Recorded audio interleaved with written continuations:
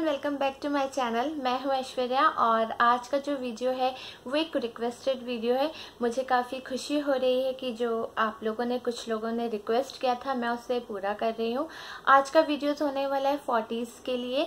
कुछ समय पहले मैंने एक वीडियो अपलोड किया था जिसमें मैंने आपको बताया था कि 30s के हैं अगर आप, तो आपको अपनी स्किन का ध्यान कैसे रखना चाहिए। उसे आप लोगों ने काफ़ी पसंद किया था और उसमें कुछ लोगों ने मुझे कहा था कि हम 40s के हैं और बहुत सारी अलग अलग तरीके की डिमांड्स थे उसमें। तो कुछ लोगों ने मुझसे पूछा था कि हम 40s के हैं तो 40s में हम क्या करें। तो मैं आज वही टॉपिक लेकर आई हूँ कि अगर आप 40s के हैं या फिर 40+ हैं या फिर 40 में पहुँच रहे हैं तो आपको अपनी स्किन का ध्यान किस तरीके से रखना चाहिए। तो चलिए जल्दी से वीडियो को स्टार्ट करते हैं, लेकिन उसके पहले आपको करना है मेरे चैनल को सब्सक्राइब, साथ में करना है बेल आइकन को प्रेस ताकि आपको हमेशा नोटिफिकेशंस मिलते रहे मेरे आने वाली वीडियोस के लिए। और अगर ये वीडियो अच्छा लगता है तो इसे लाइक और शेयर भी कीजिएगा। तो चलिए जल्दी से स्टार्ट करते हैं। अब हम जब 40s के हो गए हैं तो 40s में क्या होता है, हमारी स्किन की बहुत सारी प्रॉब्लम्स स्टार्ट हो जाती है। आप बहुत सारी प्रॉब्लम से जूझ रहे हैं इस वक्त 40s में, जैसे कि आपकी स्किन बहुत डल दिखने लग गई है या फिर ड्राइनेस बहुत ज़्यादा आ गई है। कई लोगों को ये जो फोरहेड होता है, फोरहेड से लेके यहाँ तक इस फेस के इस पोर्शन में झाइयाँ, जिनसे लोग कहते हैं नॉर्मल लैंग्वेज में झाइयाँ आती है। आंखों के नीचे डार्क सर्कल्स बढ़ जाते हैं, पफीनेस आने लग जाती है, फाइन लाइन्स बहुत ज़्यादा बढ़ने लगती हैं। फाइन लाइन्स बढ़ रही हैं या अगर 40+ पहुंच गए तो हो सकता है कई लोगों को ज़्यादा फाइन लाइन्स दिखने लग गई है आँखों के यहाँ पे, फोरहेड पे, गले पे। ये एक नॉर्मल सी जगह है जहाँ पे बहुत जल्दी से रिंकल्स दिखना स्टार्ट हो जाते हैं।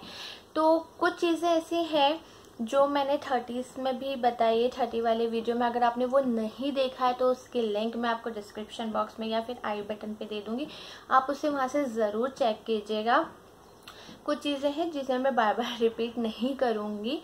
40s में आने पे क्या होता है, हमारा स्किन का जो रिपेयर सिस्टम होता है वो कम हो जाता है, एक तरीके से बंद हो जाता है रिपेयर होना हमारा स्किन, और बहुत स्लो हो जाती है उसकी प्रोसेस। इसलिए हम जो भी चीज़ लगाते हैं उनका वो टाइम बहुत ज़्यादा लेने लगती हैं और हमें लगता है कि हमारी स्किन पे सूट नहीं हो रहा है।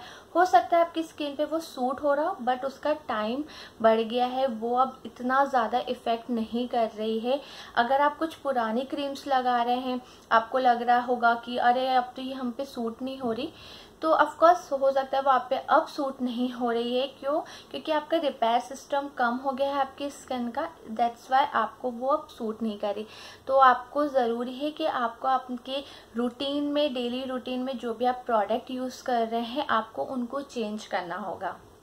अब हम यहाँ बात कर लेते हैं कुछ कॉमन चीज़ों की जो हर एज ग्रुप के लिए बहुत ज़रूरी है। लेकिन अगर अब आप 40s में आ गए हैं या 40+ हैं तो आपके लिए बेहद ज़रूरी हो जाता है। जैसे कि आपको CTM रूटीन फॉलो करना, एक स्ट्रिक्टली आपको CTM रूटीन फॉलो करना ही है, ये बहुत ज़रूरी है अब आपके लिए। जैसे कि आपको क्लिनजिंग, टोनिंग, मॉइस्चराइजिंग करना बहुत ज़रूरी है। क्लिनज़र आप माइल्ड सा क्लिनज़र ले सकते हैं जो भी आपको सूट करे, आपकी स्किन के अकॉर्डिंग आप लें। ऑयली है तो water based, gel based cleanser लें, और ड्राई स्किन है तो क्रीम बेस्ड क्लिनज़र लें आप। टोनर आपको लगाना ज़रूरी है। टोनर के बारे में भी मैं काफ़ी बार बता चुकी हूँ टोनर क्या करता है, इसलिए अब आपको टोनर बहुत ज़रूरी है आपकी स्किन से डर्ट को निकालने के लिए, आपकी स्किन को क्लियर करने के लिए टोनर भी बहुत ज़रूरी है। मॉइस्चर आपको लगाना ज़रूरी है, what ever your skin type आपको मॉइस्चराइज़र लगाना ही है। आपकी स्किन को बहुत ज़रूरत है अब तो मॉइस्चर की। कई बार 40s में आते तक हमारी स्किन ड्राई होने लगती है। ऑफकोर्स जैसे जैसे हमारी एज बढ़ती है हमारी स्किन ड्राई होना स्टार्ट होती है, और ड्राइनेस आना ही एक मेन रीज़न है। ड्राइनेस का आना ही एक मेन साइन कह सकते हैं हम कि हमारी स्किन मैच्योर हो रही है, हमारी स्किन एजिंग की तरफ बढ़ रही है। तो ये ड्राइनेस आना एक तरीके से आप इम्पॉर्टेंट साइन समझ सकते हैं इसको।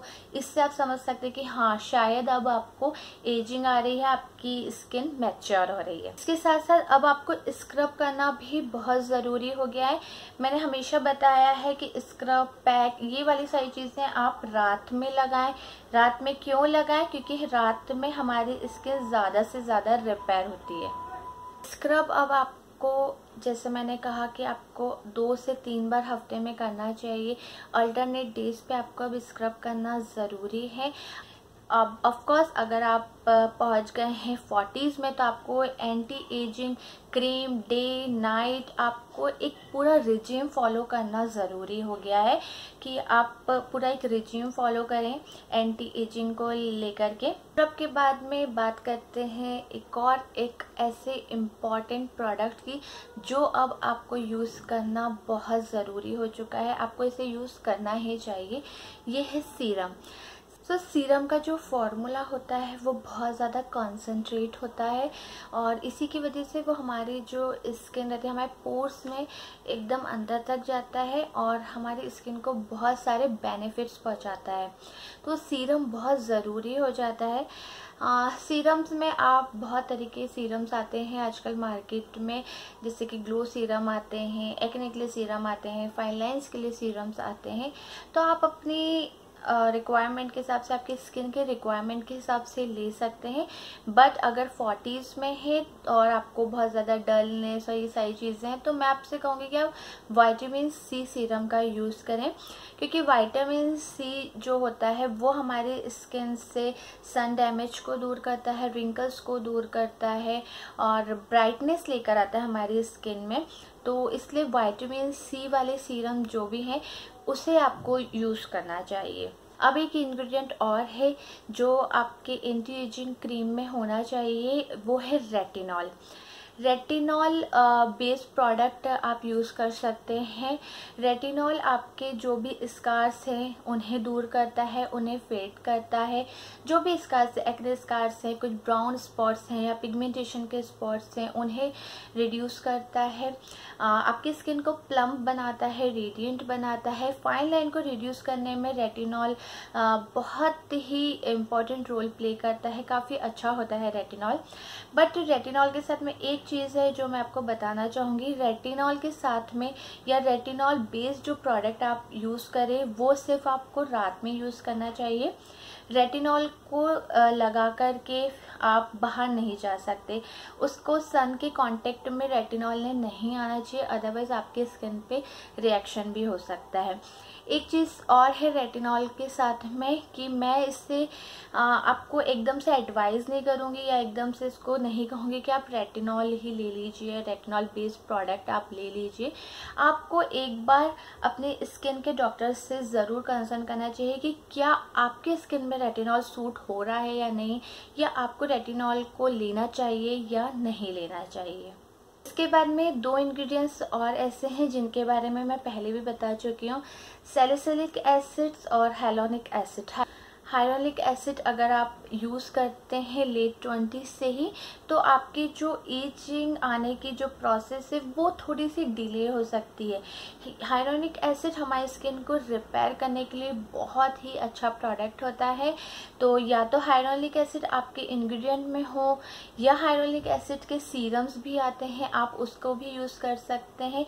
ये रिपेयरिंग सिस्टम होता है और बहुत अच्छी तरीके से रिपेयर करता है हमारी स्किन को। सैलिसिलिक एसिड के बारे में बता चुकी हूँ। सैलिसिलिक एसिड जिनको भी एक्ने प्रोन स्किन है उनके लिए अच्छा होता है, लेकिन 40s में इसका रोल ये हो जाता है कि सैलिसिलिक एसिड एक एक्सफोलिएटर की तरह काम करता है, बहुत माइल्ड सा एक्सफोलिएटर होता है, एक पील ऑफ जिसे आप कह सकते हैं, पीलिंग, केमिकल पील भी आप इसे कह सकते हैं। तो सैलिसिलिक एसिड हमारी स्किन को बहुत माइल्डली एक्सफोलिएट करता है, हमारी डेड स्किन को क्लीन करता है।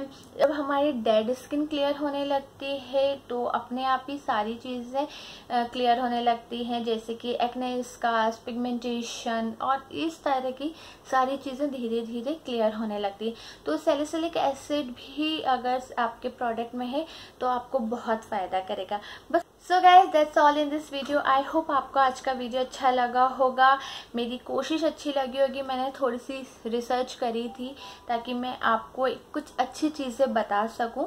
तो अगर आपको मेरा ये एफर्ट्स अच्छा लगा होगा तो प्लीज़ मेरे वीडियो को लाइक कीजिएगा, शेयर कीजिएगा और मेरे चैनल को सब्सक्राइब ज़रूर कीजिएगा। और अब मैं मिलूँगी आपसे बहुत जल्द नेक्स्ट वीडियो में, तब तक के लिए टेक केयर, बाय बाय।